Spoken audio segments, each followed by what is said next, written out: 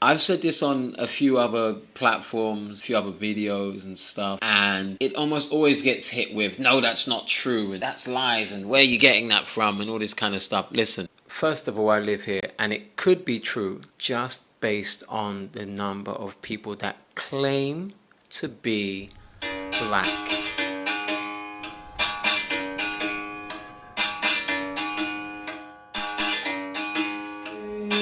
E aí, beleza, bem-vindo, what's up, what's good, and welcome to the Brazilian podcast, the unofficially named How to Live in Brazil podcast, the survivor's guides, the do's and don'ts of life here in Brazil. I'm your host, Stephen, from West London, reporting live from Brazil, currently in Salvador, Bahia, and today's episode is an interesting one. So just in case you're new to this brand new podcast, this is the podcast where we are part of the communidade and we make the do's and don'ts, the top tips, the survivor's guide in staying, living and being in Brazil.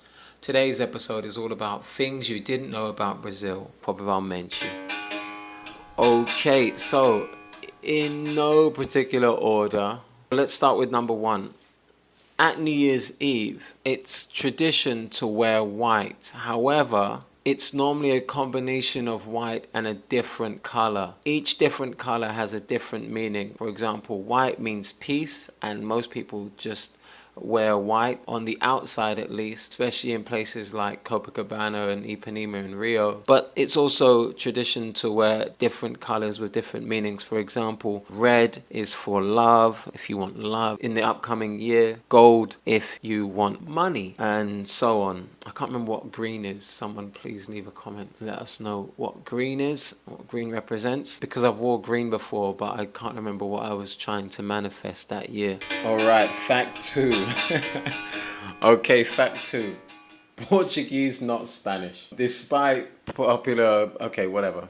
I think everyone knows this more or less, but just in case, because it comes up sometimes here, people believe that they can get away with speaking Spanish. But in Brazil, the official language is Portuguese. Brazil is the only country in South America where Spanish isn't the first official language. There are, I think it's about 170 to note, indigenous languages, including Guajajara, Guarani, Apalaí, Arara, Bororo, Cambeba, Runicuim, Canela, and Chavante. To name a few, by the way. Apologies if I have butchered any of these names. I've not done it on purpose. Actually, one more thing. So a lot of people think that they can speak Spanish when they come to Brazil. This kind of works. I mean, I got away with speaking Spanish when I first came here, but I didn't know I was speaking Spanish. I was just very, very confident in my Portuñol, which is Portuguese and Spanish mixed together, and I just thought I was speaking Portuguese. I thought I was speaking Brazilian, but you know, you live here for longer and you realize, jeez, I was chatting shit back then. Alright, facto numero 3. Brazilian dictatorship. I'm titling these things, but anyway. So Brazil was in a military dictatorship for over 20 years, from 1964 to 1985. Inside this dictatorship, there was censorship, exiles, imprisonment, tortures. Famous Brazilian musicians, including Gilberto Gil and Caetano Veloso, were exiled to London. I think Caetano might have recorded one of his albums in London. He's a really good artist. And Gilberto Gil is another artist, I think from Bahia, who is really, really loved here. Also, ex-president Dilma Rousseff, who took over after Lula in 2011, was also tortured by the government for 20 days during this dictatorship. Fato número 4. So I've said this on a few videos. Okay, so Brazil has the second largest African population in the world after Nigeria.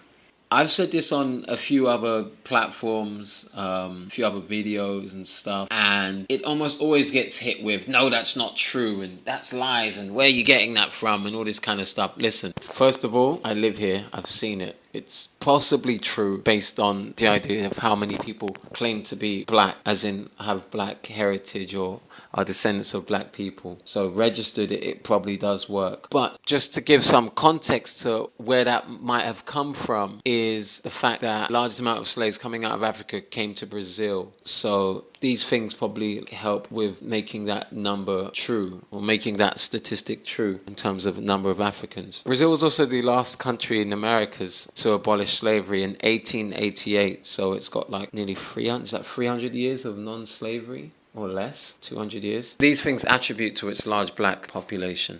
Okay, fact number 5. The capital of Brazil is not Rio, nor is it Sao Paulo, it's Brasilia. It used to be Rio, but then they changed it. I think the idea was to have a central place for government as opposed to a place where a lot of the commerce is taking place. So that's why it's now in Brasilia, which is near Goiânia. It's in the central of Brazil. Actually, even before the capital was Rio, it was Salvador. Again, this might have something to do with the slave trade or something like that, because obviously these were the biggest ports of African slaves when that was happening before 1888. So Salvador and Rio de Janeiro, where a lot of the commerce was taking place. Cool. Na moral, I didn't want to make this a super long episode, so I decided to cut it off a little bit early. So we'll go through the other part of the facts you didn't know about Brazil, provavelmente, in the next episode. So make sure you like, share, subscribe, be a part of the communidade. I appreciate you. Obrigado, até logo, and peace.